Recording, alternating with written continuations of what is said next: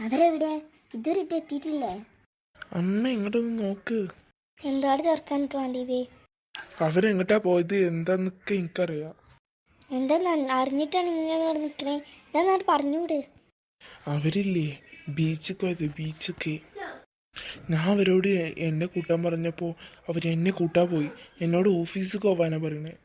അത് നന്നായി. ഓഫീസിൽ പോവാതെ ചോറ് നിൽക്കുക. പിന്നെ അവർ അങ്ങോട്ടൊക്കെ പോയി. ഇങ്ങോട്ട് വരട്ടെ, കാണിച്ചെടുക്കാം. അതാറ് വന്നിട്ടുണ്ട്. അവരെ തന്നെ ആയിരിക്കും. എങ്ങോട്ടായിരുന്നു നിങ്ങൾ പോയത്? പറയ്. പിന്നെ എന്താ നാ ഇറങ്ങിപ്പോയ? വേഗം പറ. എല്ലാരും പറഞ്ഞു വേഗം.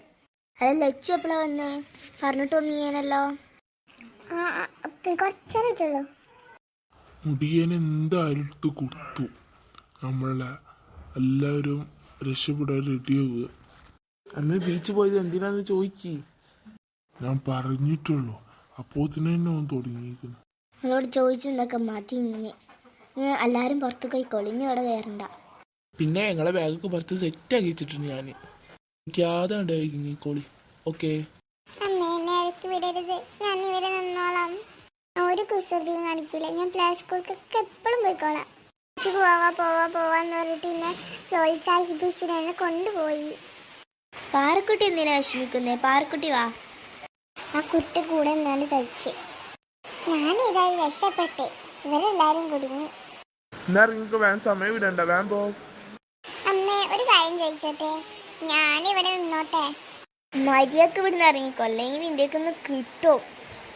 പിന്നെ മക്കളെ, നമുക്കില്ലേ ഇന്നില്ലേ ബീച്ചിൽ പോയാലോ?